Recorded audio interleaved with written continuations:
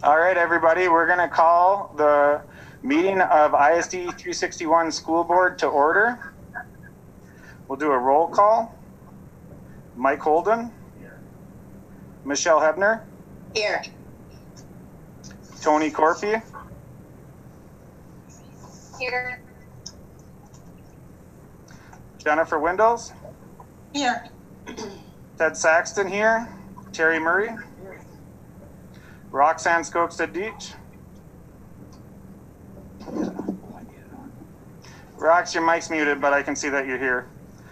Kevin Grover. Here. Ella Bar Jeffrey, student representative. Here. Please stand for the Pledge of Allegiance.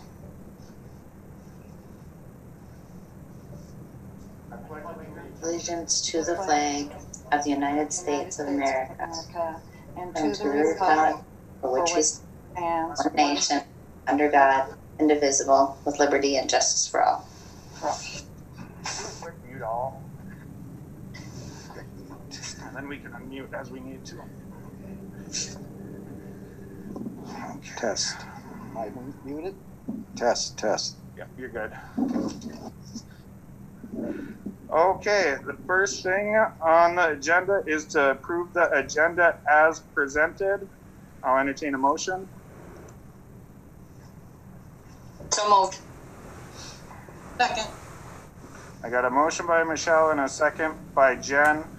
All right, further discussion. We have some today. Kevin, do you want to start? If I can just, a couple things on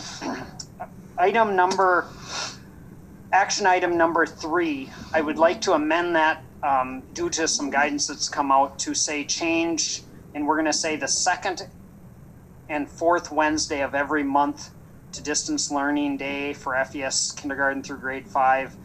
And I would cross off the effective December 2nd and put when in-person learning.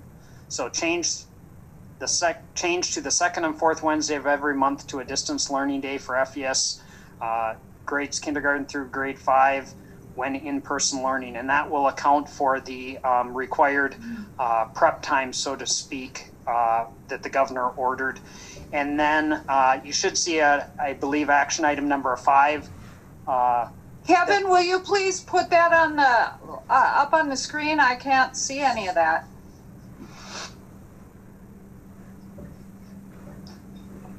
When we get to it, I will. The problem is I got to scroll all the way down, Rox. And so I'm just asking. And then a 5th action item would be action to direct the district to stay/return to the learning model, which we were in at the start of the school year. So those 2 items are the corrections or changes, if I could, Chair. And then one additional change is, as long as I'm board chair, we can. The next board chair can change it however they want. But we're going to move the student council report in front of all the other reports as kind of a favor, so that they don't have. I mean, they can still sit through the rest of it, but sometimes it gets a little windy that last hour sometimes. So then, is there any further discussion on the agenda? Does anybody need any clarification?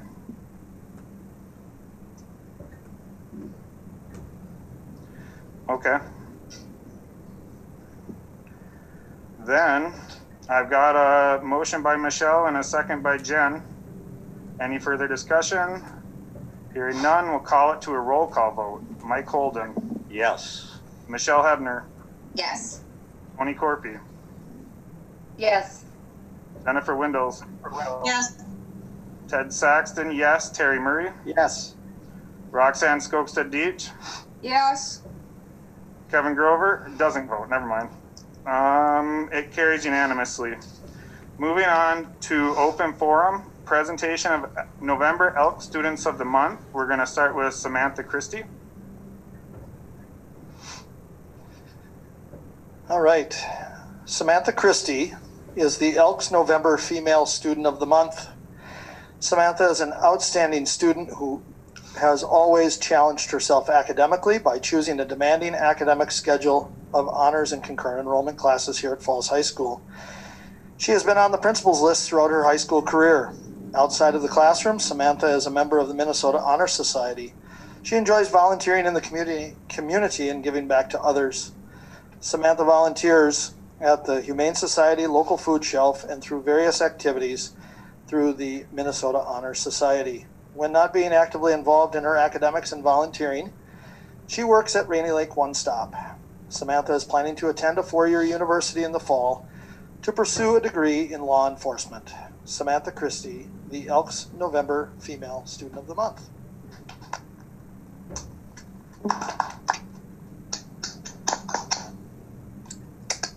Next up for November Elk Student of the Month, Joseph Talmidge. One sec, he's going to grab him.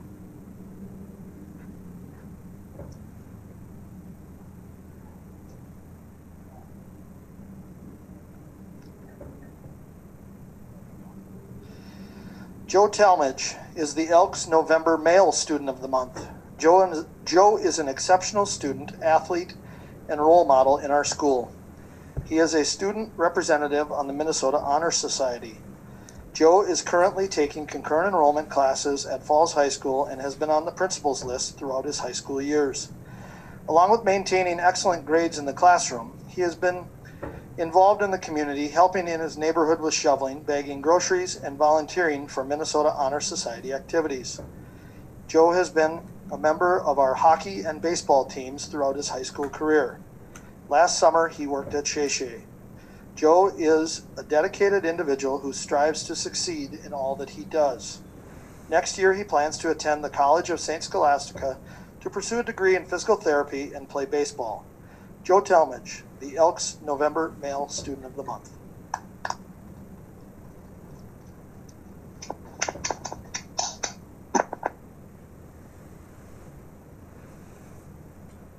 Thank you, congratulations. Moving on to Public Open Forum. Today, a little bit about Public Open Forum before we start. I sent out an email prior to the football coach and the athletics director saying that we were going to limit the amount of people who are going to speak for a topic and against a topic to 5 minutes per for and 5 minutes for against. If there's either we already had someone sign, we already had high school league allows ongoing in-person co-curricular activities. The most significant precedents to review is the Anoka-Hennepin School Board's decision to maintain athletics during their distance learning period. This guidance moves beyond county numbers and interprets community and school level data. Several local schools are competing in athletics during their distance learning periods: Greenway, Esco, and Little Fork. Many statewide, in addition to Anoka-Hennepin, include Sartell, Worthington, Buffalo, Malacca, Marshall, Chanhassen, and many more. From the information I am currently presented, we've had one student case within the school district. Any adult cases were immediately contained with no additional spread. There is currently no clear outbreak among our students and staff. Just like teachers and other coaching staffs, our football program has maintained this with precautions. We have cut down our travel roster per your direction. Coaches have driven separate as able. Players transported by family when able. No players have entered away buildings aside from a school or stadium. All travel meals are ordered ahead of time, brought with us, delivered, or picked up by only coaching staff, and most often consumed outside. Players do not interact with any site personnel at away sites prior to or following games. We ready ourselves in gymnasiums. If only a locker room is available during away games, we ready ourselves in 2 separate shifts and hold halftime outside during away games. Pre-practice and game temperature checks are completed.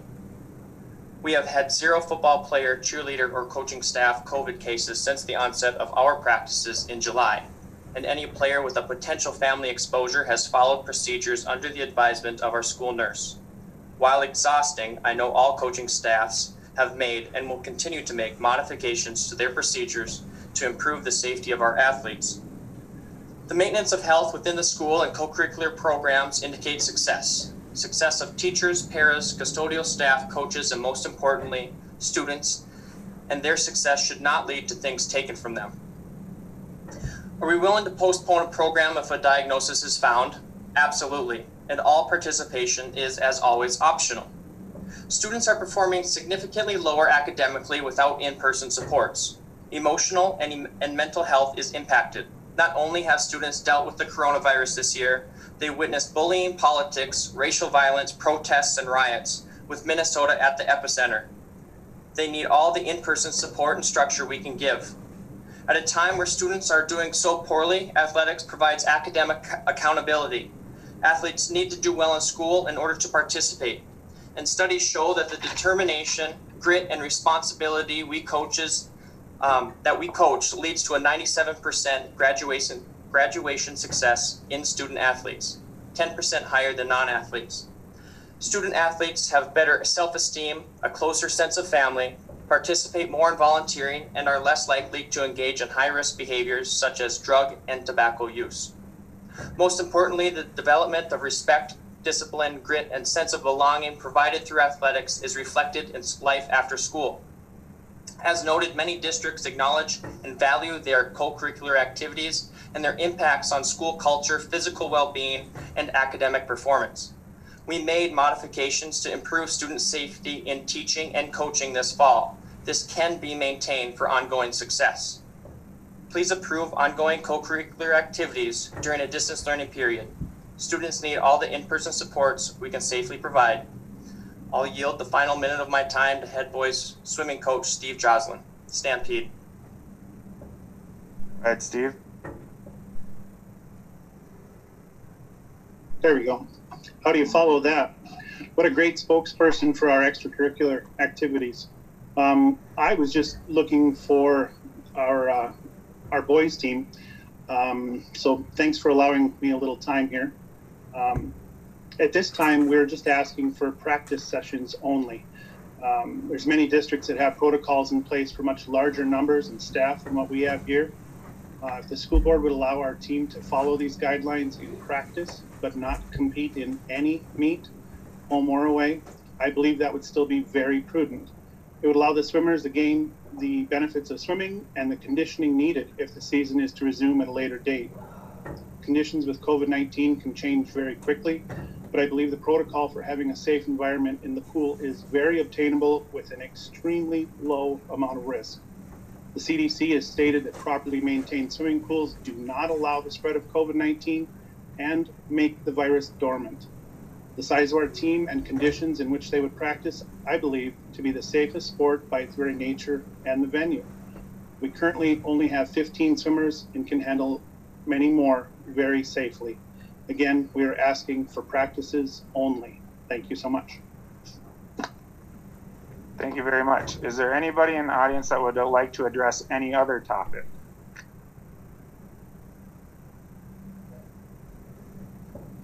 Is it about the same topic? Can you limit it to a couple minutes? Yeah, but I already sent out the meeting and I sent it out beforehand for this. What I'm trying to avoid is 3 more hour meetings because we're already going to have about 2 hours after this. So if you can keep it to 2 minutes, I will let you speak. Thank you.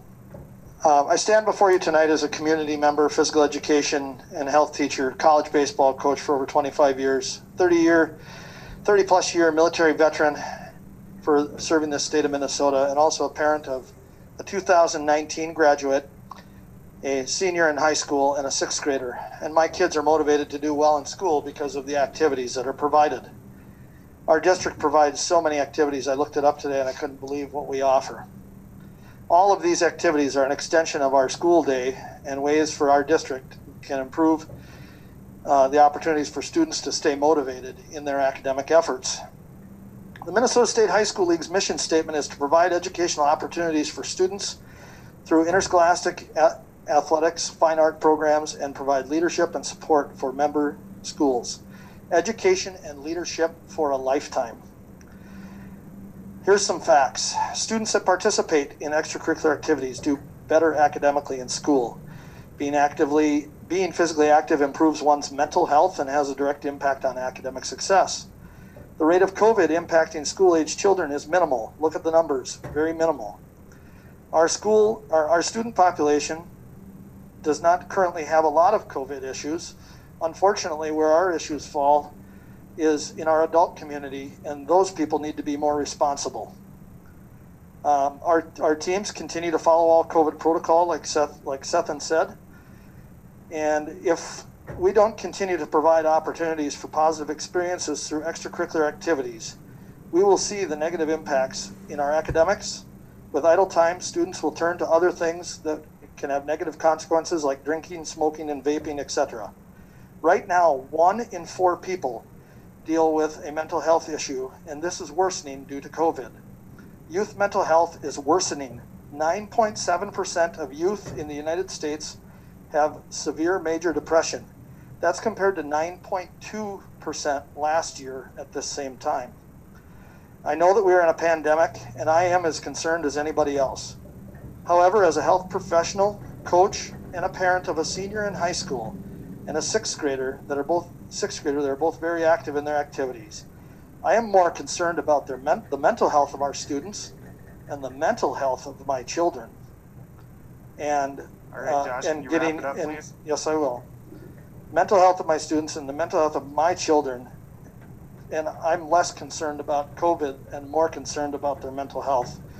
So I simply ask that tonight, you as a school board, I implore that we look for ways to continue the fall season, and I look for ways that we can continue to at least get started with practices for our winter season and provide safe educational opportunities.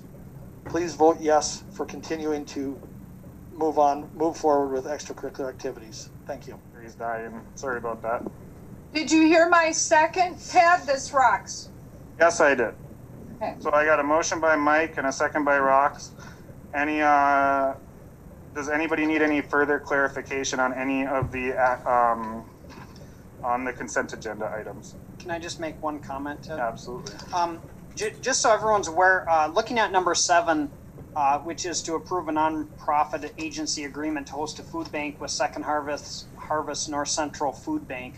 Just so the board is aware, we were approached, I'm guessing it was a month or so ago, to consider housing. It's not the same as the food shelf downtown or the Salvation Army. It's a reduced, and so it happened to be the time period just prior to me being out for a few days. So Lori Yuso met with a group that wanted to talk about schools hosting a place. We found out during that meeting that there'd be, they would help us get started, but then we had to write grants and things like that to keep it going. Well, at that point, I guess personally, I was not overly interested. We're blocks from the actual food shelf in Bacchus. So, but anyway, Ashley has agreed to, money won't be an issue. They will take care of, having stuff available. So we have several staff that are going to run it, so to speak, give it a try and try helping our families, because there is a need in the community. Our buddy backpack program is maxed out, so there is a need. So just so the board's aware, we're kind of in a trial and error if you approve this, but there will be no financial piece that we have to write grants for or anything else. They will do that. So I think it's a good positive for our students' families, and it'll be a privately run and kind of confidential, so to speak. That is all I have, other than we do have a retirement that I would thank Mr. Hart for his service, and welcome Carrie aboard, assuming they are both accepted and approved. Would any other board member like clarification on anything? Hearing none, we'll do a roll call vote.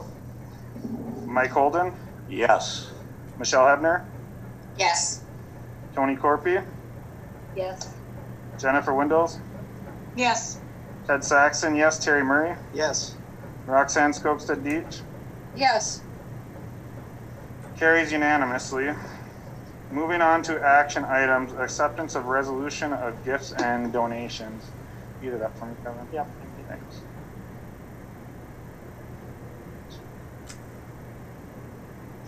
Usually I print that one out. Is that big enough, or do you want it bigger? Oh, that should be good. Scroll it up to the top if you could. Thank you. I'll entertain a motion for the resolution for acceptance of gifts. So moved. Second. No, Jen can have it. Okay. I got a motion by Roxanne, a second by Jen. Okay. Resolution for acceptance of gifts and donations. Whereas School Board Policy 706 establishes the guidelines for the acceptance of gifts or donations to the district. Whereas the International Falls School District Board encourages the support of the district's educational programs through gifts or donations that meet the goals and objectives of the school district. Whereas Minnesota Statute 465.03 states the school board may accept a gift, grant, or device of real or personal property only by the adoption of a resolution approved by 2/3 of its members. Therefore, be it resolved, the School Board of International Falls Public Schools, ISD 361, accepts with appreciation the following gifts, donations, or grants received by the school district. From PCA Mill of International Falls for cross-country tent for meets, $1,000. From Wells Fargo Your Cause, Falls Elementary School, $60. For baseball scoreboard sponsorship, Rainy River Community College, $250. Coca-Cola of International Falls, $500. From anonymous donor, 6th and 8th grade planners, $300.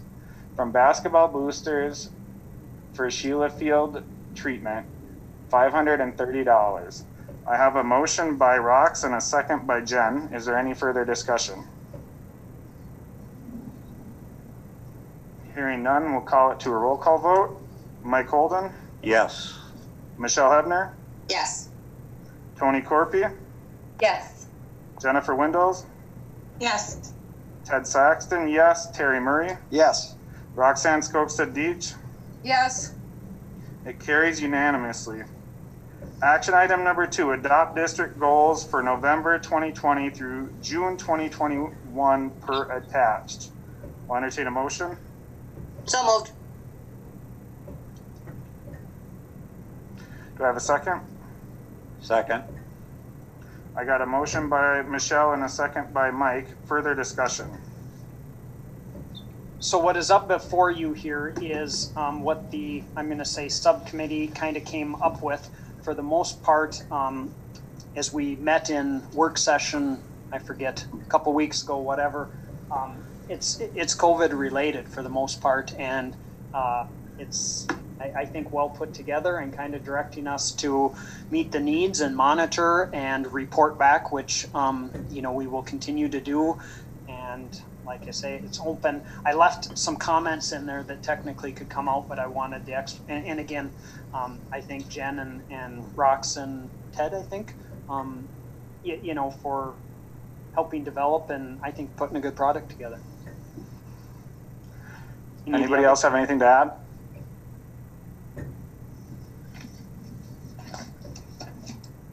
Hearing none, I've got a motion by Michelle and a second by Mike. We'll do a roll call vote. Mike Holden? Yes.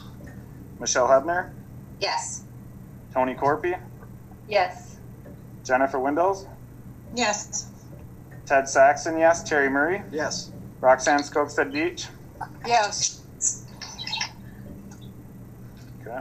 Now, you can't read this word for word. Want to mute everybody really quick?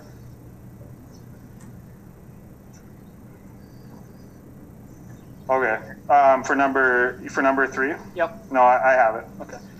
Okay. Action item number 3. Change the second Wednesday and fourth Wednesday of every month to a distance learning day for FES grades kindergarten through grade 5 when in-person learning. I'll entertain a motion. Yeah. So moved. So moved. I'll second it. Okay, I've got a motion by Jen and a second by Rox. Any further discussion?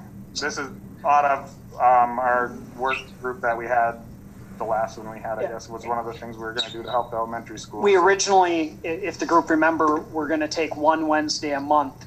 And following that, the governor came out with a new executive order saying districts need to provide an increase of at least 30 minutes a day. It can be cumulative. That's why we're looking.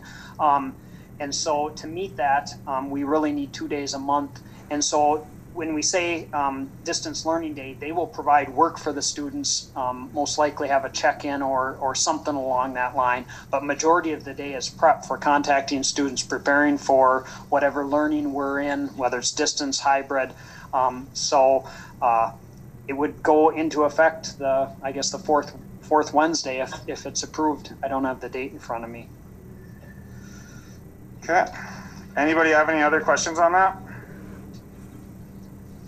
Okay, well, I got a motion by Jen and a second by Rox. Any further discussion? Hearing none, we'll do a roll call vote. Mike Holden? Yes. Michelle Hebner? Yes. Tony Corpy? Yes. Jennifer Windows? Yes. Ed Saxon, yes. Terry Murray? Yes. Roxanne Skogstad Beach? Yes. It carries unanimously. Action item number 4, per superintendent contract, Article 4, Section 2, sub 2, offer subsequent contract to Superintendent Kevin Grover. I'll entertain a motion. I'll make So that. I got a motion by Mike and a second by Michelle. It's kind of funny because Mike started and Michelle finished before. Well, then it's a combo. All right, we got a motion by Mike and a second by Michelle. Any further discussion on this? Just so I'm going to say everyone out there, most of the board is aware, there is a provision in the contract where if I'm interested in another contract by, I think it's December, or maybe it's November 1st, sometime I have to notify the board, and then by December 1st, the board has to notify me if they're interested or not. We don't have a contract in place, but that's really what you're saying is we will enter or not enter into an agreement. So if you want me to leave for any discussion, I'd be more than happy. Or I know we'd have to kick 100 people out of here. So, does anybody I have don't any? think there's any need. What's that, Rox? I said I doubt if there's any need anyway. Yeah. Let's just kick rocks out. Very Okay. fast. All right. We got a motion by Mike and a second by Michelle. Is there any further discussion? Hearing none, we'll do a roll call vote. Mike Holden, Yes. Michelle Hebner, Yes. Tony Corpy, Yes. Jennifer Windows, Yes. Ed Saxon, yes. Terry Murray, Yes. Roxanne Skogstad Deach. Yes. Carries unanimously. Thank Moving you. on to the main event. Action item number 5. Let's get that up so I read. Sorry, I'm just moving. I have kind of the Cliff Note version of it on mine. Direct administration to stay/return to learning model registered with the state for more guidance from MDH, MDE, and regional team and consultative meeting today. I'll entertain a motion. Well, wait. I can't entertain a motion for that. Does somebody want to pick one and then entertain a motion? I will direct the administration to return to the model registered with the state. And I guess Stay with, well, yeah, it's the same thing. Stay It's with the state. same thing Stay because- with the model. yeah. Okay, all right. I get, because technically today. Technically, we haven't changed because All right. you That's need fine. to report. Okay. So I got a motion by Michelle. Do I have a second? I'll second. And I got a second by Tony. All right, further discussion.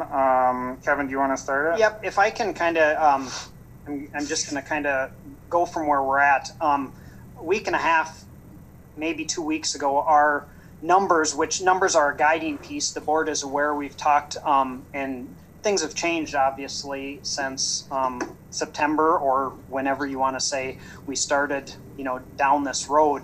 And from, the governor's changed things, Department of Ed has, Department of Health, and they had I'm going to say a guide based on numbers. Our number for high school to go distance was 30. For the elementary, the way it's set up, that number was 50. And then there was, some movement where, okay, that number is important, but you need to take what they call a scalpel approach and look at cases in your building, whether it's with staff, students, what's going on in your community. I mentioned, for instance, if we had an outbreak at a senior living facility, they might, say, hey, you can push some of those numbers off, for instance, the high school, say we're at 30, well, if majority of the local cases were at that facility, those people aren't really interacting, you could go, a fair number higher. So anyway, you need to look at, I'm going to say, a big picture. So as the last week and a half has went by, our numbers have drastically increased countywide. There's speculation where they exactly all are. We've had some conversation with our local group and then had a consultative meeting today, but we got up to where I think I had the number, I think we're at roughly 68 or something today, which is double the high school. And so looking at that last Thursday, it was, if we're going to do it, we need to give people some time, and then we have to have this consultative meeting with MDE, MDH, but they wouldn't give us when it was going to happen. So the decision was made, let's move the high school to distance learning. Yeah, they didn't tell you till this weekend, I think, right? Well, correct. I didn't get it until, what was it? Sometime this weekend, the email that we would meet Monday. So anyway, we made the recommendation or the decision to move to distance learning for the high school today, hold off with the elementary a week because there is more planning, even though families, we hope we're making arrangements just in case it happened at any time. We could buy a little more time to let them plan. So that is where we were this morning. We met, there were, I believe, 2 people from Department of Education, 2 people from the Department of Health, a person from our regional team, and then a couple people from the Cooch County Health Department or local health group. And so they went through a process of looking at our district, looking at our learning models, what we had done, and I'm talking like the hybrid at the elementary, hire an additional teacher. They looked, they had us explain where our case rates were, how many cases we've had, how many, if there has been any spread, things like that. And I'll be honest, we talked about the last month and a half. And currently, our numbers with staff being either having COVID or being quarantined or isolated. Same with students, the numbers are actually lower than they were a little bit ago. And so just to cut to the chase, their recommendation for where we're at, like you say, roughly 68, 69 in that ballpark, would be to stay in the model we started with. Now, that being said, they said most likely what will drive us is either, a larger number, and they won't give a number. Is that 2%? Is that 3% of our students being affected? You might have to push a grade out or push, a high school out. And again, their focus would be to keep the elementary as long as it can be. I mean, the younger learners should be the last to go unless they have an outbreak, obviously. And, we have to look at tier coverage, and the elementary is working at that because they said there's some schools that, I don't know what the percent was, but, if 2/3 of your kids have to qualify for tier childcare, you might as well stay in session because everyone's there. But the point being is, at this point, they would recommend that we stay. Now, you could have the same number, 68, 69, and have 20% of our staff out and 10% of our kids. It just depends on where the case is. So that number is kind of going by the wayside and mainly focusing on can we operate and operate as long as we can. Now, that said, no one wants to go until we have a horrid outbreak, but right now, as of this morning, we have, I think, 1 high school and 1 elementary person out, meaning staff member. We have, I think, 8 students at the high school that are out. That doesn't mean they're all positive. They're quarantined because they've been close contact or have a family member. And there were about 20 or 21 at the elementary in that same situation. So based on that data, their recommendation, and I guess would be my recommendation as well, or administration, would be to stay at this point. Now, that being said, it doesn't mean a week from now, or 2 weeks from now, or a month from now, that numbers say something different, and if we get to a point where we can't, operate due to staffing, or we have, significant, and again, no one will say exactly what significant is, but yeah, it was crazy how much they dodged that question. Correct. But so for right now, and again, they'll consult again, and so I guess the other piece that we learn from it is, even though, we want to move quickly, I guess I would advise, people need to continue to plan if the board adopts this, because elementary wouldn't go out here a week from now. High school, my plan, if it's adopted, would be to come back Thursday, not pull the pin for tomorrow and say you have to be back. It's just, I think, too short notice. Staff is ready to go for tomorrow. Wednesday is the high school, planning day, so let's shoot for Thursday. But we got to get that consultation in and make sure that they agree with the direction. So I don't know if anyone has questions right now. Tim, Missy, there were others that were part of that. Ted was part of it. I have questions. Go ahead, Rob. Go ahead. Okay, I have 3 questions, so bear with me. The first one is, where do we as a school board find the number of cases in the school, both like family and student and then staff cases? Is there a spot that it's listed? We do have a list that Leah Bacon, as our nurse, manages and keeps track, so we know who's out and when they can return and things like that. It is not a public document, so we can answer. It's not public for board members. Well, or for, it's kind of a right to know type situation. We can definitely, and that's where I pulled those numbers from with Leah's help today, was we have 21 kids, I think it was, at the elementary that are out. It doesn't mean 21 cases. I think it's 1 positive student. But there's many that are quarantined or out because they're sick or illness, or being tested. The same at the high school. Okay. When I say it's not public to board members, I don't mean it's not. Their personal identifying information isn't public to board members, so we can't know what job they're in and stuff like that, unless it's a mission critical type of job that affects. Is the number available to anyone? I would think that is, though. Yeah, I would think, but so if I check with you, Kevin, you could give me that number. Yep. And she has a spreadsheet going for FES staff, FHS staff, FES students, and FHS students. So there's good enough. Okay, second question. So the school, I think I already got the answer. The school is notified of any family who is in testing, so that we know that whole family should be quarantined and the kids should not be in school, right?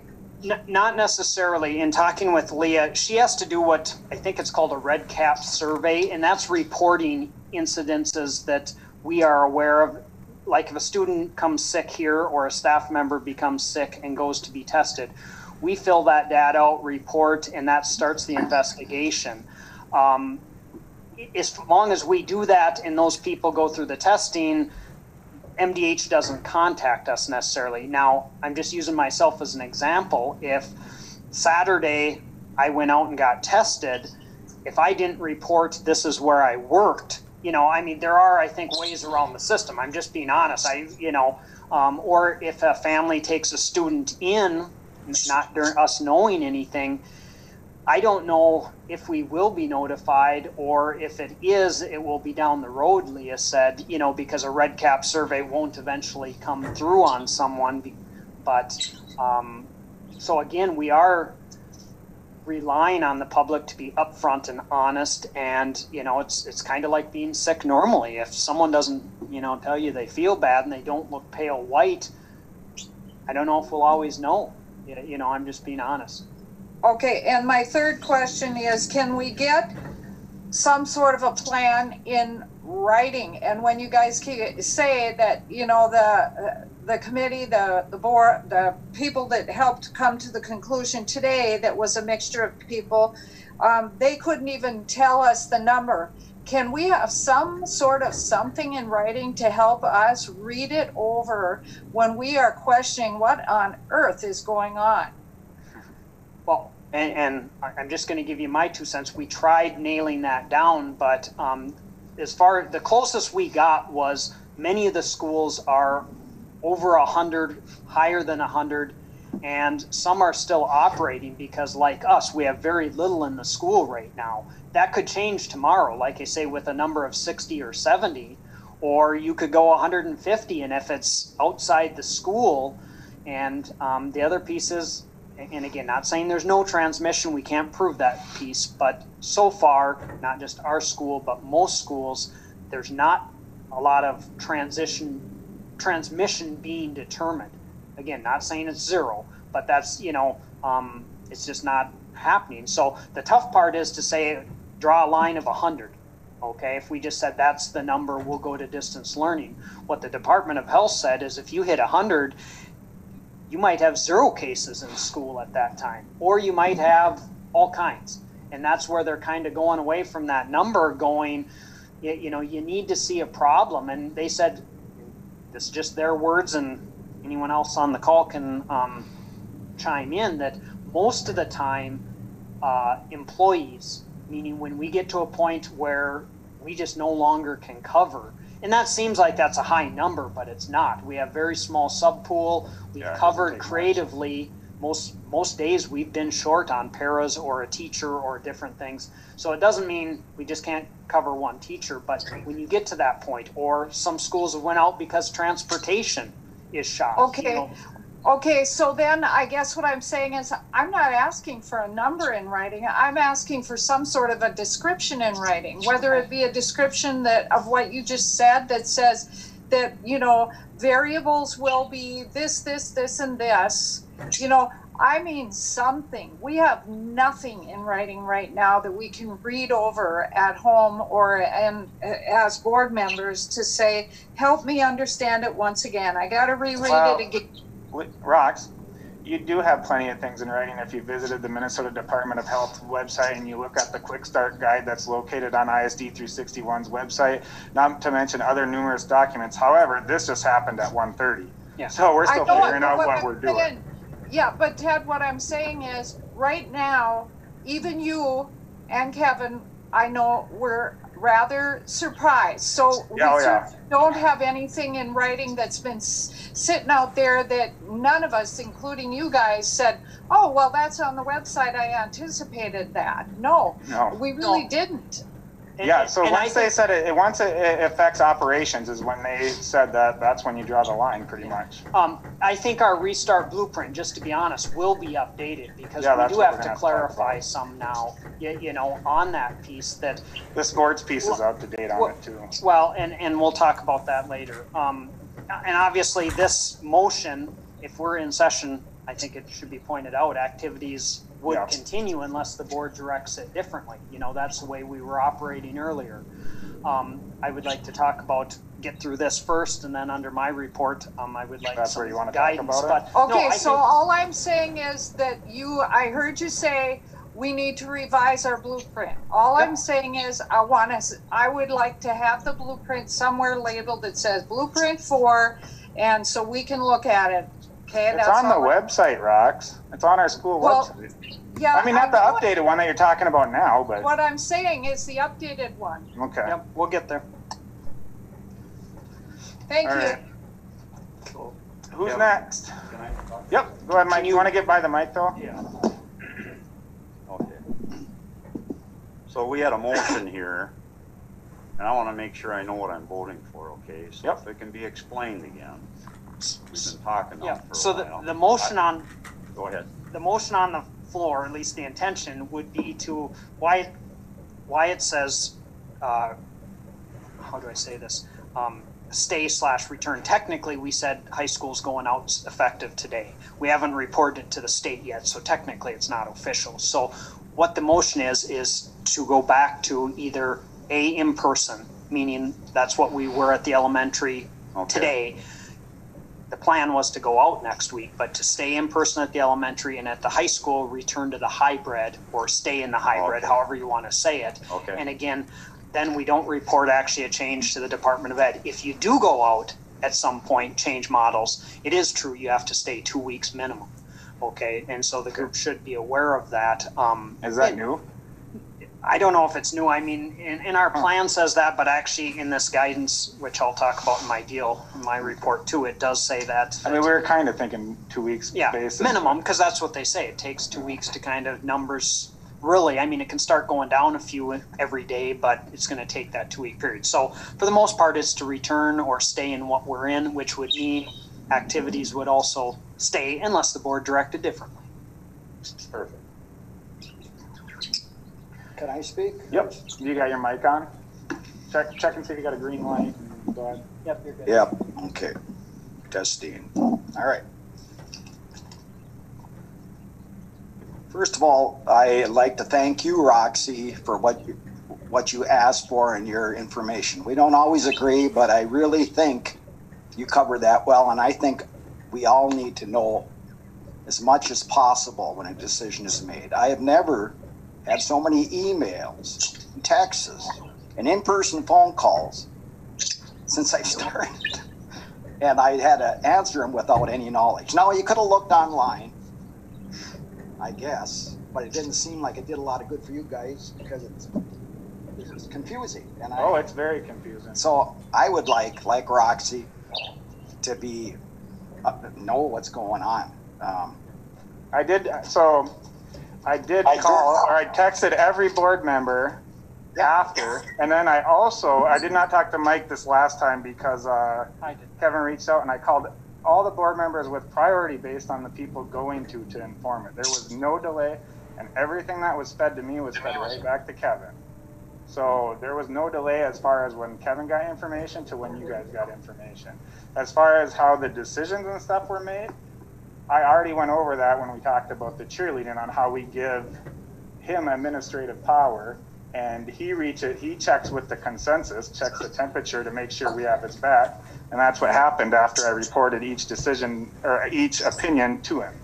Okay, but am I wrong thinking that when I was called the end of last week, it was already decided and just saying this is what's going to happen? Because what I was told was, if you want to do anything differently, you're going to have to get 2 other board members to put it on the agenda for discussion, and that have fun trying to find it because they all already agree. So really, it's kind of done after the fact, as far as I'm concerned. And as far as I'm concerned, whenever there's a possibility that our board could have any input of what is going to happen, any input, I think our county board, I'm a little ahead of myself. You're jumping ahead of yourself. Our school board should try to get together and talk about it. Oh my God, we talked for over 2 hours on what pictures we're going to take. Well, that was also... But let me just finish. Okay, sorry. All right, let me finish. So I would like to have been part of it. If nothing else, I could put my 2 cents in then, instead of having to put my 2 cents in on Facebook, which I don't think as a board member I should necessarily do, but I felt no other option because it was going to come today and decisions were going to be made. Let me just say, I don't have a time limit, do I? Oh, no, you... Okay, good. Well, as long as you don't get redundant, I guess. Well, tell me if I'm repeating myself. I'm going to say something, and it's been said already, but I feel so strongly about it. I've never felt this strong about anything on the school board, and I don't know, maybe for many years. But when I started this, I agreed with you guys completely, 100%, that if the kids start getting COVID, we got to shut her down, and we got to shut down all extracurricular activities too, because it's common sense. They're out there together doing things. They're going to get COVID just as fast as anybody else. And I'm going to talk about football, because football I've been following. Because my son is in 9th grade, but he's on varsity. He sits on the bench most of the time, and I expect that. He's only in 9th grade. And I sit on a cold bench, and I actually froze my ass to the seat, and I had to pull it to get it off. So I'm not that enthused about sitting out in the cold either. But anyhow, what I'm saying is, what I saw with those kids was that they were dedicated to work together. And when they were out on their own, my son, they were so careful not to interact with other friends, like it was heck for me to do in the summer. I was constantly running them down. They have Seth, who was one heck of a good coach. I've never been so impressed in how he works with the kids, he respects the kids, and he shows respect. I mean, I was just amazed. And they went this whole time without a COVID case. I mean, holy smokes. If that isn't something we should pattern our activities after, because that worked with great success. And what else was I going to say? I was very impressed with them. And because of that, I was proven wrong, and that extracurricular activity, as far as I'm concerned, is the safest place for kids to be. Yep. Without a question. Now, we had I'm just going to finish that. We had a rec meeting today, and we voted 5-4, I think it was, not to follow the school. And the reason I voted for that as a school member is because all I've heard is some of the school board members telling me that it's education first, schools first, education, extracurricular, I can't even talk, activity second. I agree with that. But we've proven the exact opposite. If we want to keep the kids in school, we need to keep them in these activities that keep them safe. Because of that, I think I would like to have had a board meeting ahead of time so I can put in what I've saw over the last months. I'm proud as hell of our activities, especially the football, because they've done one heck of a job. I'm proud of them. I'm proud that they stayed safe, and I'm proud of them that the 3rd seed in the state, or is it 2nd seed? I don't know. And they did all that. And to put that, look at the caring they have. It's not about them playing football or being safe completely. They pass around every time they do something good on the field, they pass around something to help the seniors for their transportation to the cities. They've combined everything of what a child should be doing, and they're doing it safe. As Forrest Gump would say, I'm done. I'd like to talk a little bit. Well, hold up.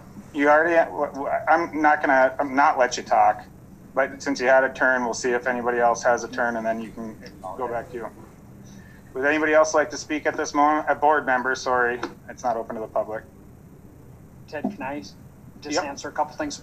2 things, and I'm not against having a meeting, but if you recall, either we have to, the board has to be willing on 3 days' notice to meet anytime we're going to change learning models. The resolution directed, and that was a piece of having conversation with board members to get, I'm going to say temperature. It's not, because technically you gave me the right, and so that was, based on the knowledge we had at the time. And that's how the decision was made. It's Kevin's decision to make. Well, but again, it was based on input from board members between myself and Ted having conversations. But the piece that I'm gonna, and I, again, hope we can do this motion, and then under my my report, I would like to have some conversation, because this came out on October 27th from the Deputy Commissioner, which is direction from the Commissioner of Education and the Governor.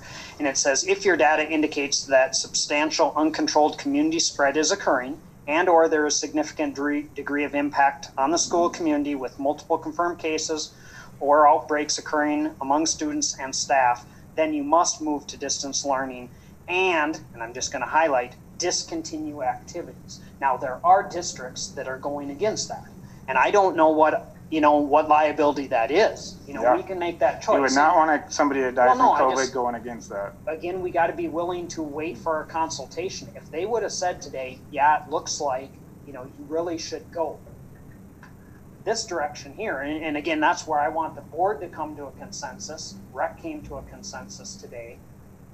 What are we going to do? Because we could be there a month from now, 2 months from now, 2 weeks from now. And that's where I guess we need to know. I don't want to say, oh, it's 2 weeks into basketball, we can't do it, or 2 weeks into hockey, or there's a big game on Friday. That wasn't the discussion on, hey, football has a playoff game on Tuesday, let's kick them out Monday. That was never, and so I want to come back. This motion is different.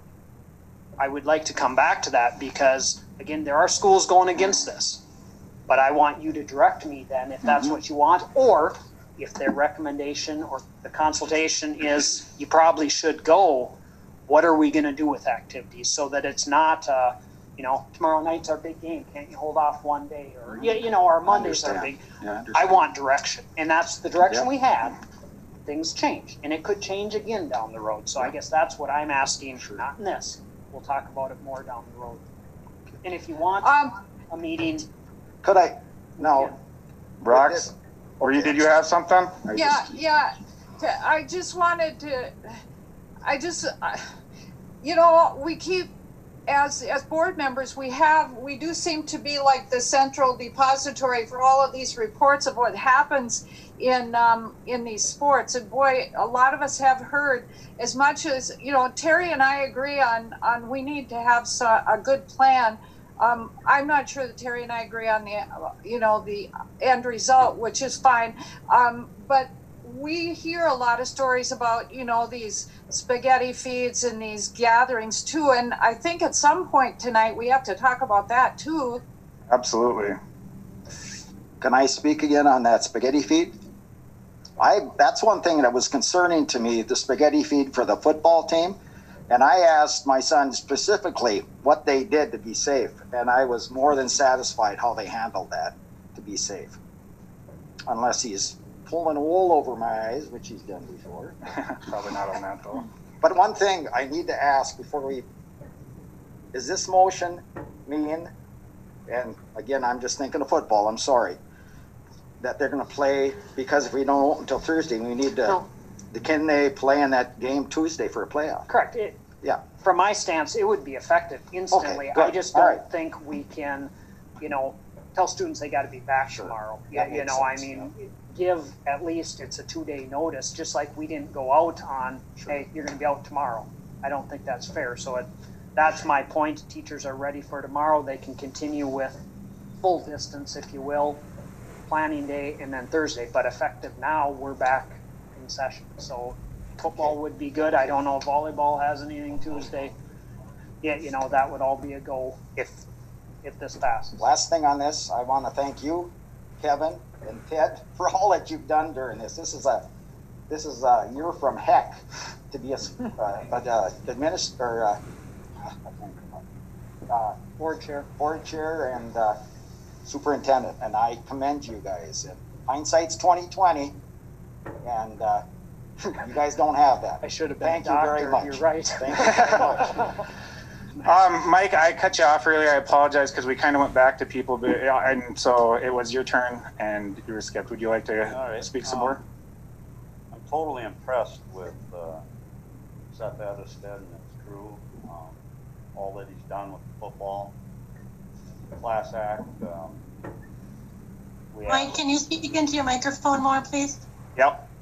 He's a class act, and I enjoyed his letter that he sent out to the board today. And also, you know, we asked of him to find the right numbers to go to the football game with, to play, and so that we could have the cheerleaders, and I commend him for taking the bull by the horns and getting it done. I'd like to talk a little bit, if I could, about sports and what it did for me. I don't know where I'd be today if I hadn't been an athlete. And so it's very important that we have these kids active. And to take that away from them, you'll find that in pandemics, there are a lot of suicides, mental problems, depression, you name it. They need to be active. And so to continue these programs is very important. And I myself would like to see the kids in school as much as possible. I think they need it. There's nothing but tough times when it's at home. So you know how I'm voting. I'm voting for keep the kids in school and keep the sports programs going. So I just want to say that. Tony? Mike, I would just like to say I will agree with that, but I would also like our participants and athletes to be held a little bit more accountability as far as following the guidelines.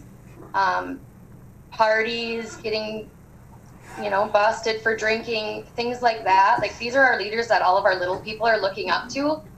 They've got to step up their game a little bit if they want full backing. Yeah, I agree with that, Tony. I think that's important too. I mean, if you give them the opportunity to do these things, then they need to carry a straight line. Right. Right? Yeah, I agree with that. Any other board member would like to communicate something?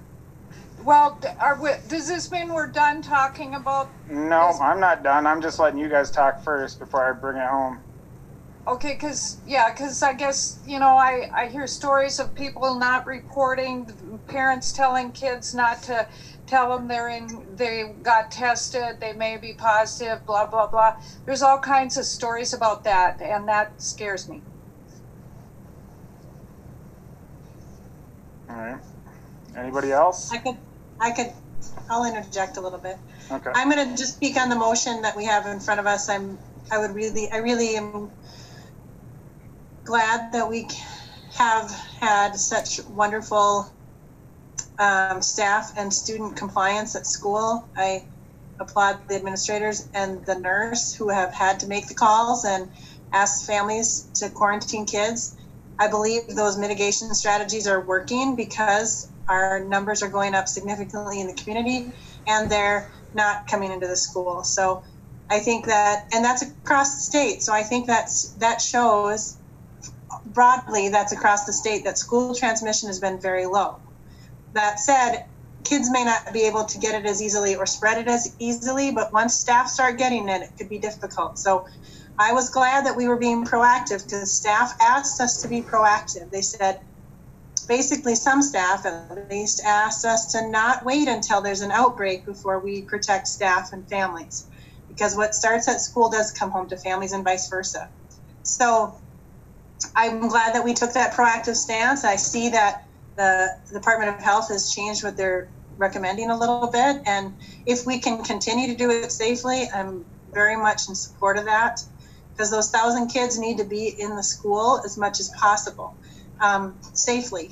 And I talked a little bit to Leah and Missy, at least at the elementary, and I feel like that is happening. They're doing a really great job, and if they can continue to do so with the partnership of families, if families stop testing, if they stop reporting, it goes right downhill. And have been families who have sent kids sick, and kids just happen to mention that they were sick that morning and have to be, directed back home. And I know it's really hard when people have to miss school work, when kids have to be home. It's hard on everybody, but we have to do that to keep the rest of the kids in school. We're all in that together. So I'm glad that we can be in school again. I want that for the kids, very much so, but we have to do it with the partnership with our community. So, and these numbers, 68 plus today is last week's numbers, because we're delayed, because of the delays in testing and things and the time that people wait before they get tested. That means that it is coming up, and it will require immediate change for people in the community to maybe consider changes to keep these numbers manageable. We're very lucky because we're in a rural community and we don't have as many roads that pass through, and we have the Canadian border that I wish wasn't closed, but for safety's sake, I understand why it is. But we don't have as much traffic, and we have an opportunity that if we do Thanksgiving right, and if we do the shack time right, and if we reduce gatherings, we can significantly turn our numbers around in less than 2 weeks. So I really want to plead that the community look at every interaction outside of somebody in your household. You treat everybody as though you're going to protect yourself from them and them from you, and we'll get a lot further fast, and we'll protect our hospitals, we'll protect our public service workers and our staff at school, and we'll keep our kids in school, and that's our goal. So I'm in support of us continuing as long as we can do it safely. Thank you, Jen. Any other board member? So I'm in the supermarket the other day after making these phone calls to board members and stuff like that. And I'm standing up there with my mask on, and two super dumb people behind me, and I'm going to be completely blunt because this is getting ridiculous. And so I don't know if I've got to be the dad of this town or what, but they're sitting there without their mask after I've had these terrible conversations and coughing, and I'm like, what the hell does this community not get? This is why we have to close school. It's absolutely absurd that this community doesn't take personal responsibility for this. All right, so when we're talking about who's shutting down sport, teachers have been doing their share, coach, as far as I know, have been doing their share. I haven't seen every practice. I haven't been to anything. I've been through the schools when the school's been on. We're doing our part. I do not know how this community can be so selfish that they can't help by doing their part by when they're in public or avoiding these public gatherings or all this other stupid things that they're doing. They need to stop. So this is my plea. You guys are being absurd as a community, and if you want your kids and sports to continue, you need to start taking some personal accountability. That goes for everybody in the county.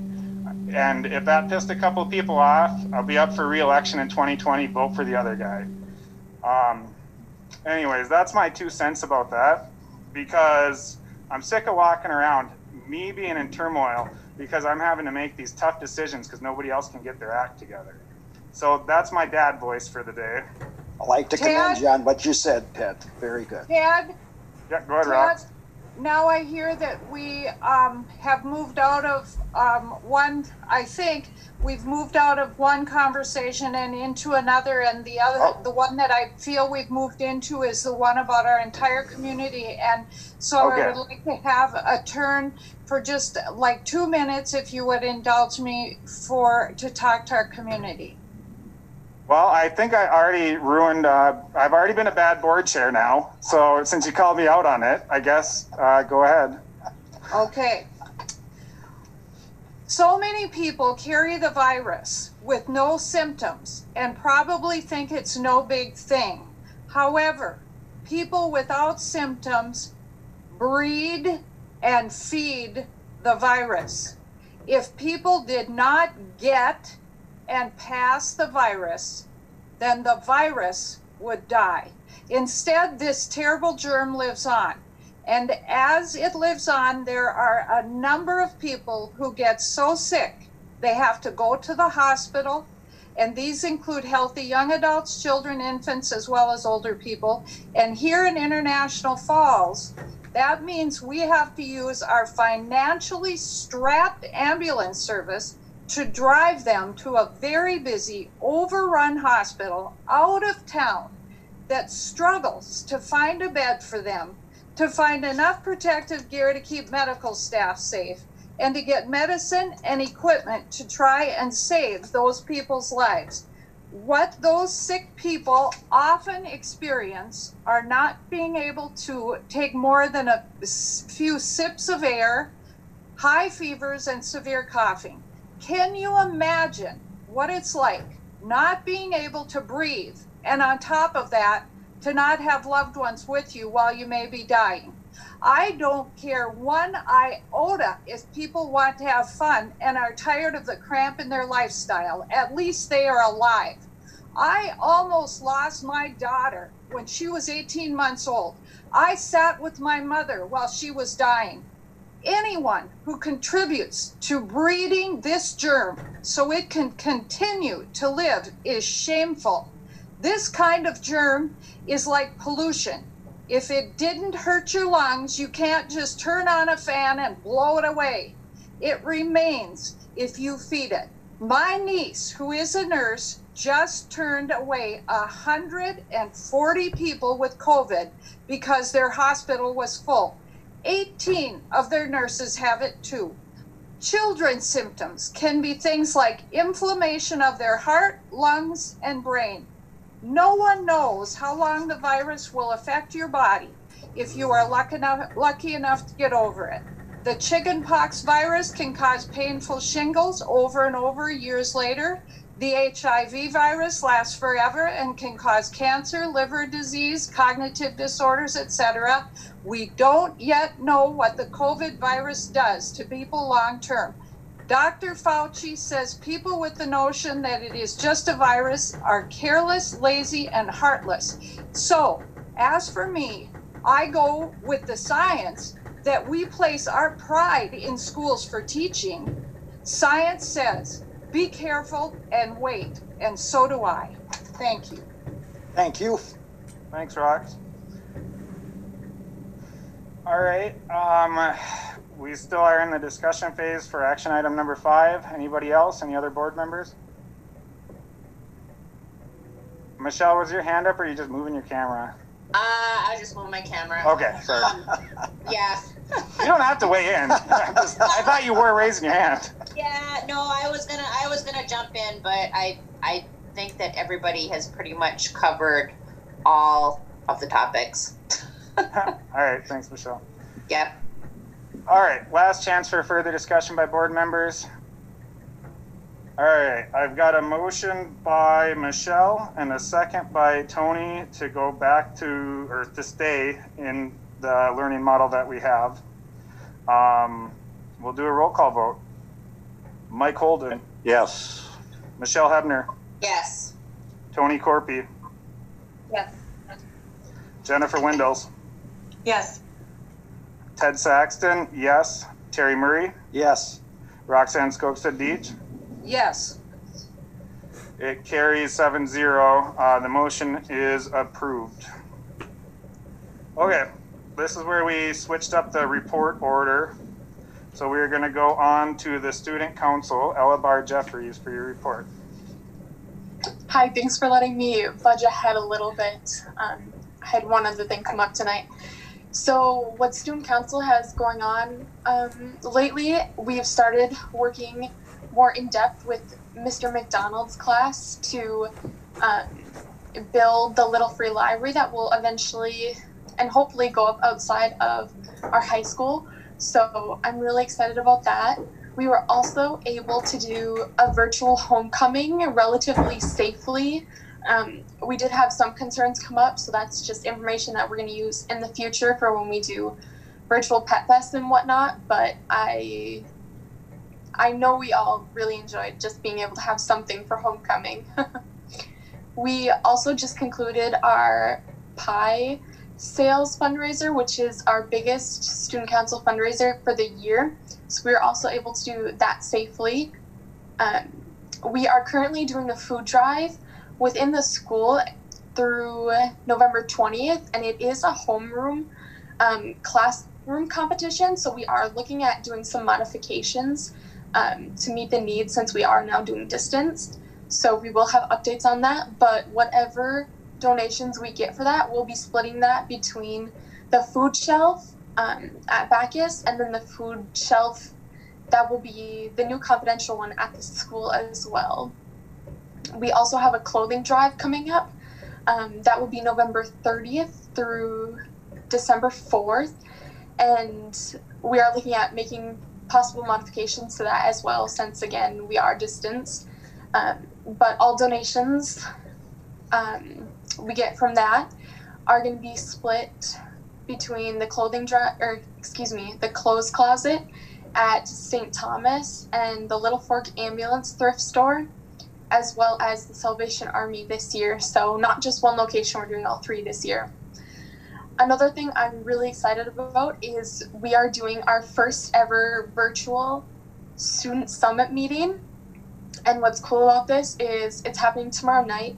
Instead of just doing a Northeastern Division meeting, everybody, all student councils in the state are coming together for this student council meeting tomorrow night. So I'm excited to see how that goes.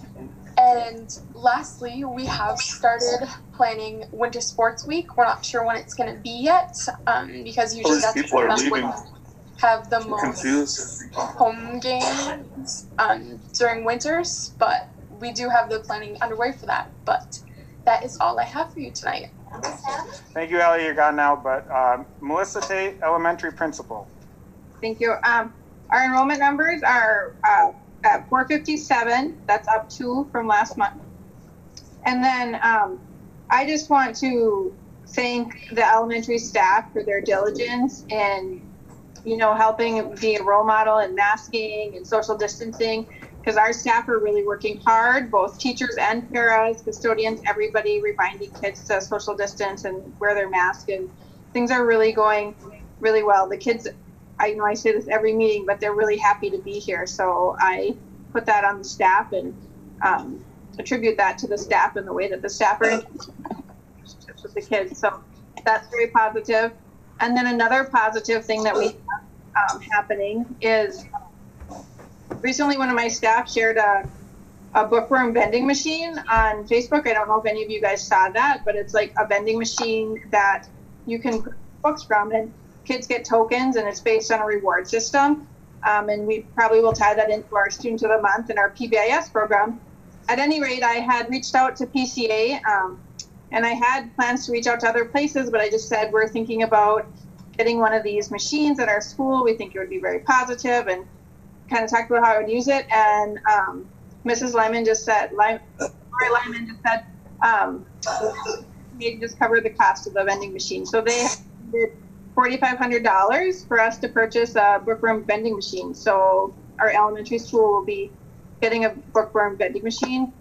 They're about 12 weeks out, but it's still coming. And so we like to call that a rainbow at Falls Elementary School during this hard time. So we're excited for that. Thank you very much for your report. Does anybody have any questions for Mrs. Tate? Tim Everson, secondary principal. Our enrollment is at 554. We're actually down 1 from last month. We're 5 up from last year this time. And I would like to also thank the staff at the high school and the students. I think we've done a great job here keeping our masks on, distancing, doing the things we need to do. And I've talked to a lot of students, and they're very happy to be here, even though that it's a real different atmosphere. And I know that there were a lot of sad kids on Friday when they found out that we were going to be going to distance learning. So thank you to everyone to make this happen. I did in distance learning today, our first day, was reported by numerous teachers that they did have good student engagement in the Zoom sessions, and it was actually better than they had anticipated. Students were involved. And our teachers now, when we're in distance learning, they're leaving their Zoom sessions open for the entire hour right up till about 5 minutes before the end. So students, after they get the initial instruction, they're able to ask questions. Sometimes they might leave and come back in. They can ask questions. So teachers will be available right up until almost the end of the period. And just a reminder, we will have our winter parent-teacher conference on Wednesday, December 16th from 5 to 8, and we will be holding this virtually again over Zoom like we did in October. We haven't quite got the format, how we're going to do it as far as how we'll work it, but we'll be getting a Skylar out to parents and let everyone know how that's going to work. Thank you, Tim. All right. Anybody have anything for questions for Tim? Moving on to Kevin Grover, superintendent. Okay, a few things, and not everything is listed on here. Just a reminder, at the normal December 21st meeting, we have the Truth and Taxation. So we will do our regular meeting. If we're done before 6 o'clock, we have to wait because the Truth and Taxation can't start till 6. So I just throw it out there. I'm not going to say it's going to be a long meeting. It might still be short compared to some of these, but we have that as normal. So I throw that out there. We wanted to do an update on ADM. And so I think it's worth pointing out, we'll look at some of the documents, but I would encourage everyone, if they haven't looked at these documents, to go look at them, because it is updated as of November 16th where we are. I'm going to start with this first one here, and I'll try, now, hang on, it's not the order I thought it was. Give me a second.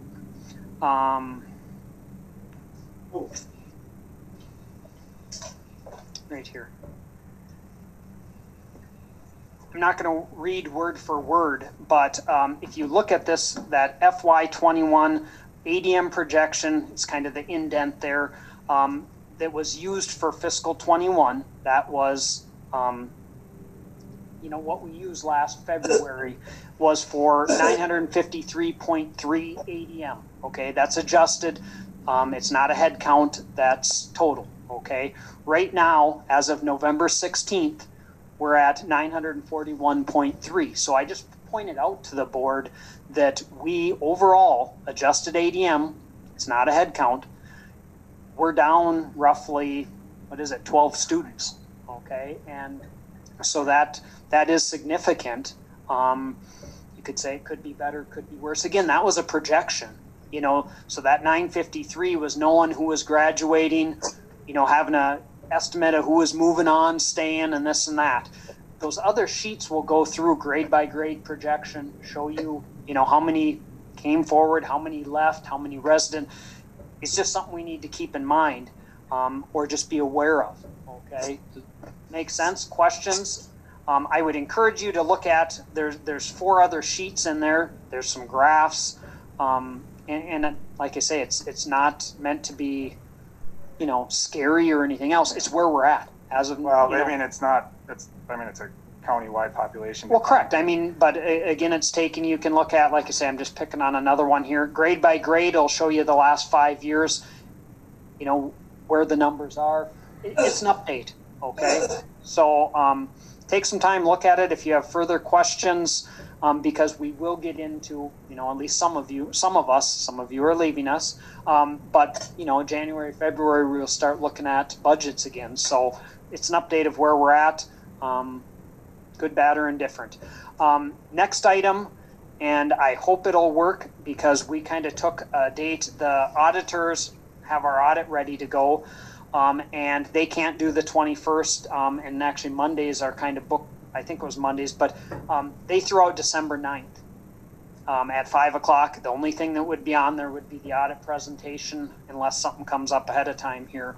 But I'm just asking, does anyone...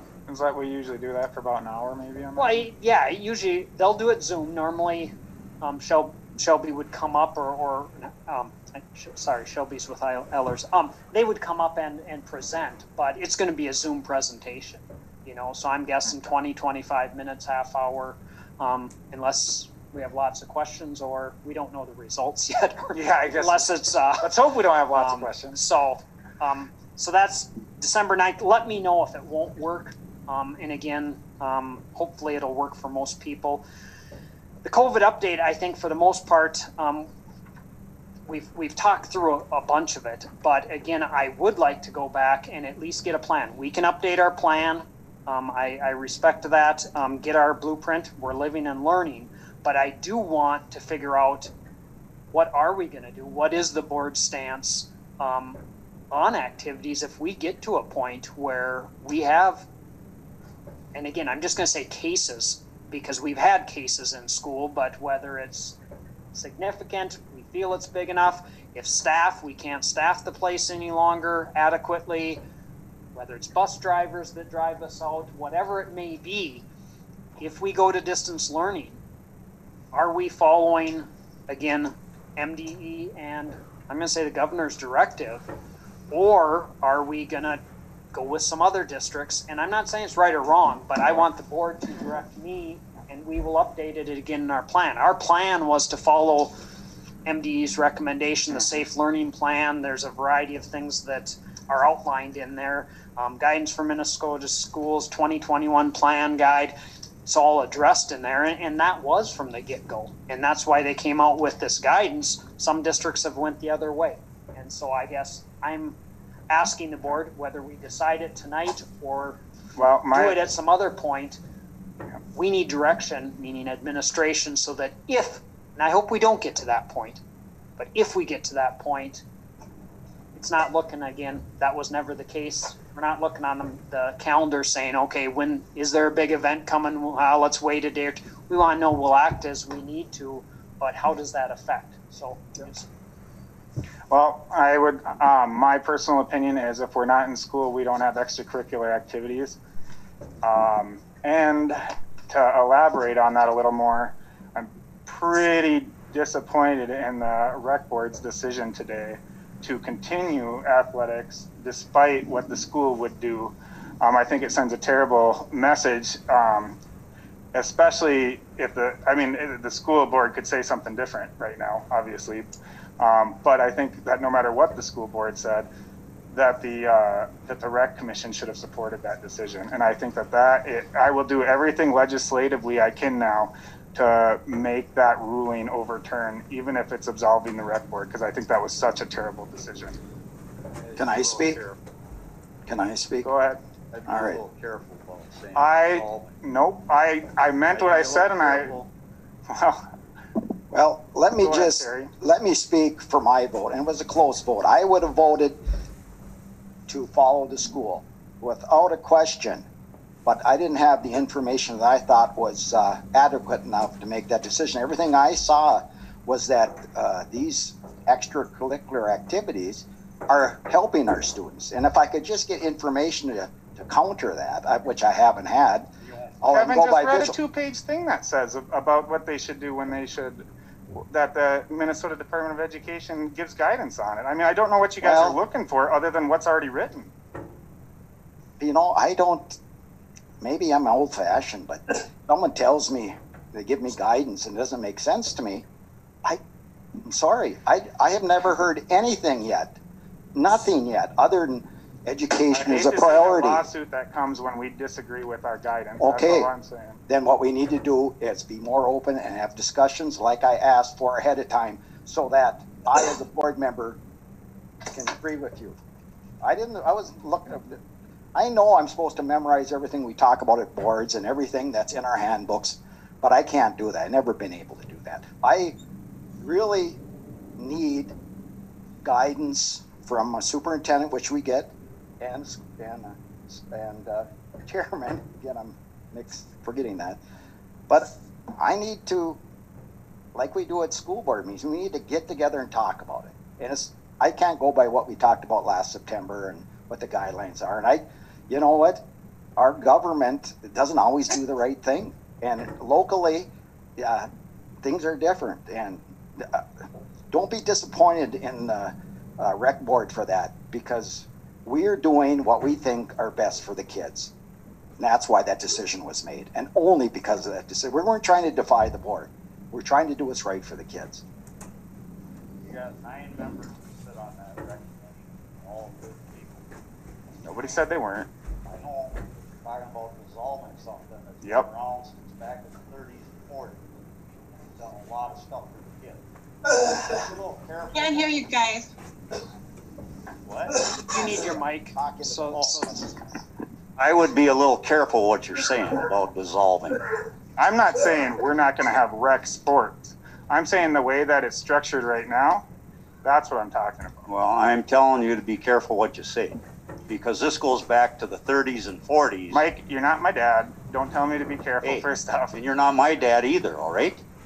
I'm just telling you. I have, in my right as a board member, to tell you what my intent is. I'm not going to do it underhandedly, and I will do everything above board and legally as I always do. Well, I'm telling you, the people that are on the rec commission, there's 9 of us. It went 5-4, okay? That's the American way. You vote on it. That's the way it went. Yeah, I agree. You guys probably handled everything above board. What I'm saying is, just like there's rules on how we govern the rec commission. So I will be taking a long, hard look at that going forward. I just told you, give me a recommendation. Thanks, Mike. Yeah, you're welcome. Anyway, back on this piece I'm on. I got it. Go ahead, Yep. Michelle. So Okay. go. I'm gonna say my 2 cents before. Just as where we are with the plan that we put in place this fall, I believe that we have already had a lot of meaningful discussion, and the path that we chose was the best for our students, our teachers, and our community.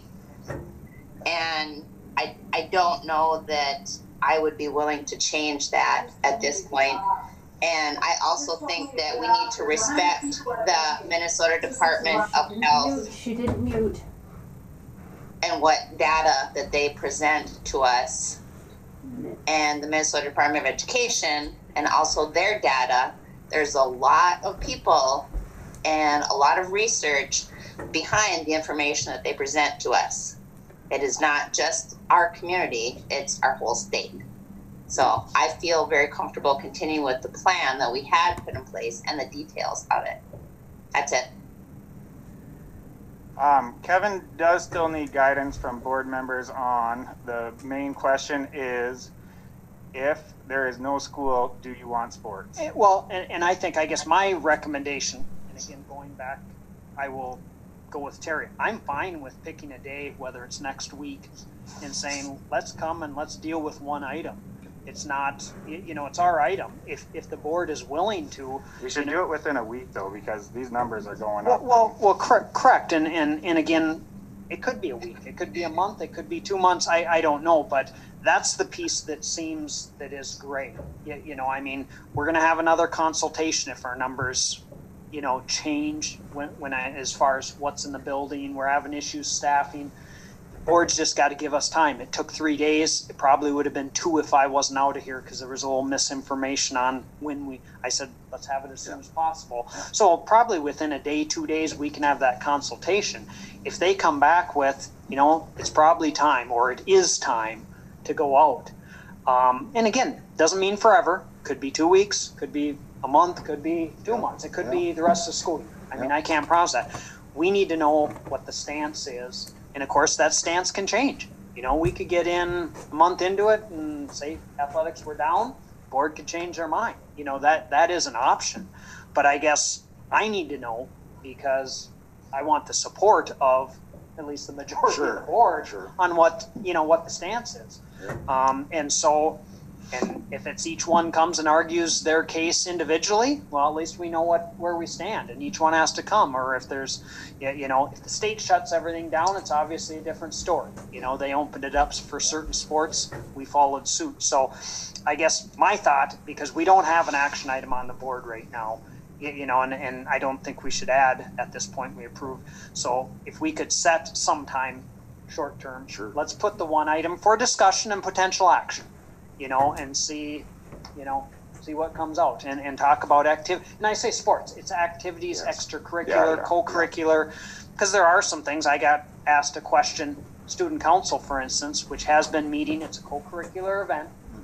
They've been meeting electronically. Could they still continue? I guess my take was, I was thinking about knowledgeable, again, a co-curricular. It's not a high school league activity. They've done everything virtually this year. Why couldn't they continue? Just like school can continue virtually if that's a choice. So there's some discussion, but the ones that can't, you can't play football, you can't play basketball virtually, at least what we want. You can maybe do a virtual workout or something. So I guess I would propose, let's pick a date, a time, whether it's a week, whatever down the road.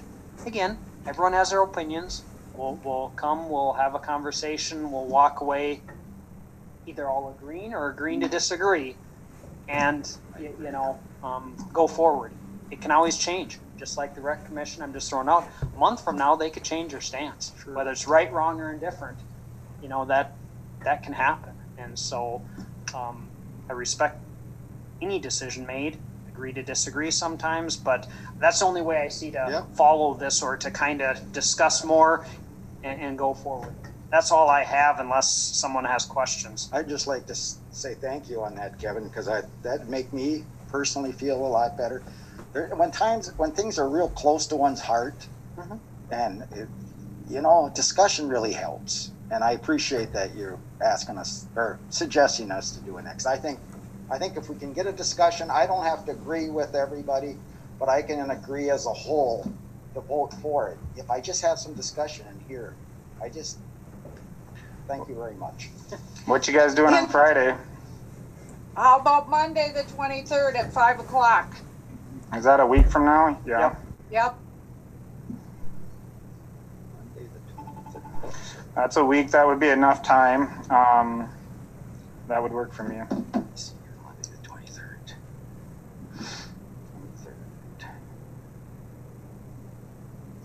Sounds good. 5 o'clock. Rox, Tony, Michelle, any? That's works for me. Jen, sorry.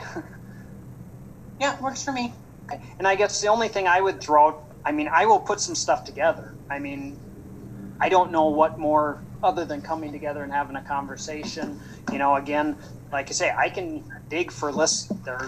I don't think Seth or Josh or anyone else that presented schools that, are still, that's not false, I don't think. No, There's many that just you can find both the same that are out. You see things every day, daily, if you're watching the paper. So, I don't know if there's something someone would like that they know of. Give me a heads up. I'll try pulling some information, but it's mainly, I'm going to say, coming together, we'll get a Zoom link and have a conversation. And anyone that wants to come here can, and we'll have a, I'm going to say, working session with potential action on that one item, you know, to direct us. So, can I ask a question? Yep. Absolutely. I don't know that I feel like we need it. I don't need it personally. I don't need any more information other than we'll be, you know, our regular COVID discussion about what we know from your team about safety and about numbers and about how that plays in terms of extracurriculars. If we want to meet next week, I'm fine. If we want to start the discussion fresh, I think we could finish it here tonight too. But if we'd prefer to pass it down, that's fine. Because we don't need to take action. No. Unless you want us to do a formal action, correct? That is correct, because Kevin already has the power to make those decisions. So if we wanted to do something different, well, and right now in the document it says to follow guidance, you know, of those different plans, and that guidance was for the most part districts that have, you know, went the other way. And again, not saying they're right or wrong. It is what it is. I don't know if there is right or wrong, you know, depending on what happens down the road. I think, and I'm just being honest, kind of give some time, let people think, let people, you know, have their ear bent some more. And again, I don't mean to put the board members to get 100 calls. That's not, or myself or whatever, but let our minds go a little bit. I mean, if it takes... so that my feeling about it is, I'm not saying we can't have it. Terry wants to have a meeting, that's fine. As talking to board members, I can't imagine that the 5 of the people who were so adamant against having sports, not having school, that would change. That's why I'm surprised. Like, I don't think that, like, the 5 people, or including myself, I'm one of those 5, but we can have the meeting. Well, I have to talk That's why to I just wish they would speak up and say something. Like I said, when we made that decision, it was a while ago, and if anything we've learned from COVID is that things change daily, and we're not puppets to anybody other than ourselves on decisions that we can make here locally. And maybe everybody's set in their own ways in regards to this, but doesn't mean even if it's just me, it sounds like it's just me. I hate to make you guys come out, but I really feel that we have some value here. I want to discuss too. I agree. I think we should have a discussion next week. I want to discuss. Thank you, sports, by the way. I'm open to discussing sports and how we're functioning and everything like that. I'm just talking about the not having sports during school. That's what I'm referencing. I want the way that we have been doing sports. I think not sports. Sorry, all extracurriculars needs to be looked at, and it's to me it's a top-down approach. And so when we have that meeting, that's where I'm coming from. If we want to talk about it, because we do have amazing coaches individually. Like, I think it's based on each coach, and we get lucky sometimes and sometimes we don't, and that's not how it should be. There should be some kind of type of program, some mentorship program, all this other stuff that we were talking about before COVID, and then we stopped talking about it because we're already starting those conversations, and then they just kind of stopped because we had way more important things to deal with at the time. So if we want to have that discussion, that's where I'm going to be coming from, is that I'm looking at a systemic overhaul so we can have an elite sports program where kids, not elite in the sense of winning, but an elite in the sense of every kid there wants to participate, our numbers are going up, we have to turn away coaches, that type of thing, and that's possible. But it's not possible with our current system. A good example is our football team. I'll say it. That's last time. Sorry. Sorry, Ted. Only another month on that. I got a feeling we're going to be button heads for the rest of our lives here. Okay. Monday, November 23rd at 5 o'clock. Everybody good for that? Sounds good. Yep. Okay. Then are we on to committee reports then? Yep. Community Ed Advisory Board, or Dan, if you want to speak too. Thursday, the students will be back in the building in the high school and in the same pattern they were before. Thank you. Just so they're all clear, that's all. I don't want to waste my time beyond that, but Same would go if you, and again, you don't have to, I don't expect for tomorrow morning, but I would say, you know, the early morning swimmers and, you know, that activity would be back open again.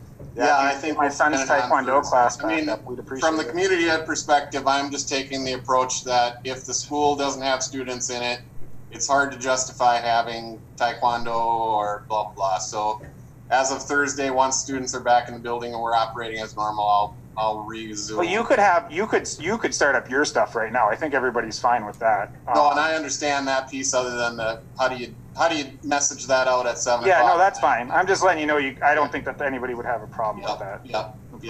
So, thank you. So we had early childhood screening in late October.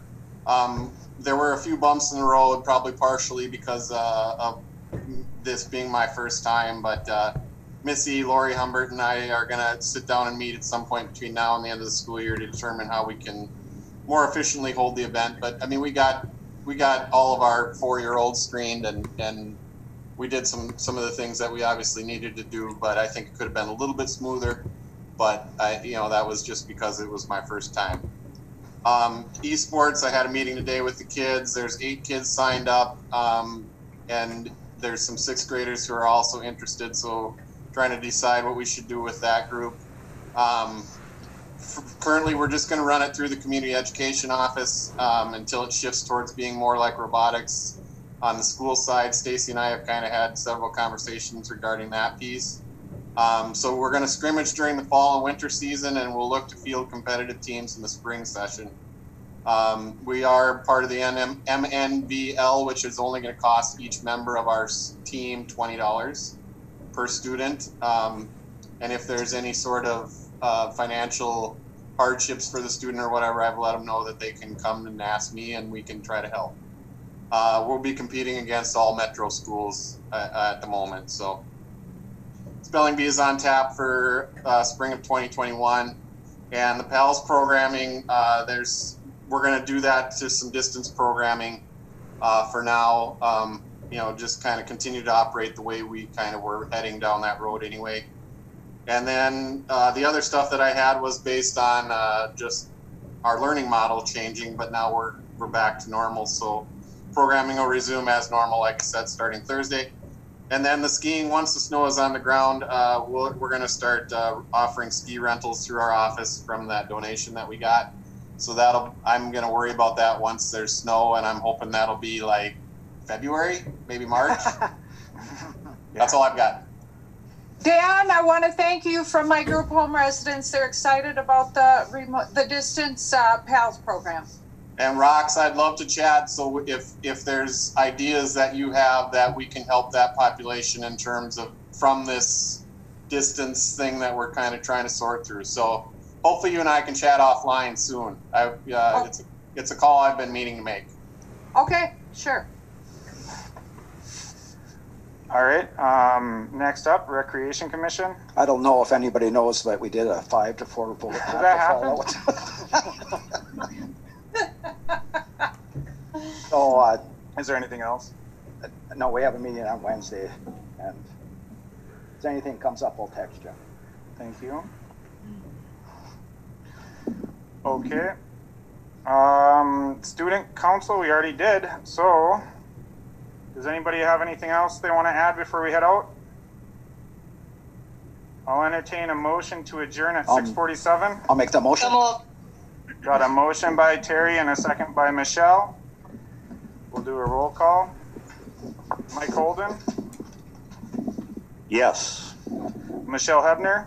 Yes. Tony Corpy? Yes. Jennifer Windows? Yes. Ted Saxton? Yes. Terry Murray? You betcha. Roxanne Skooksa-Deech? Yes. It's unanimous. Well, we got something. Thank you all.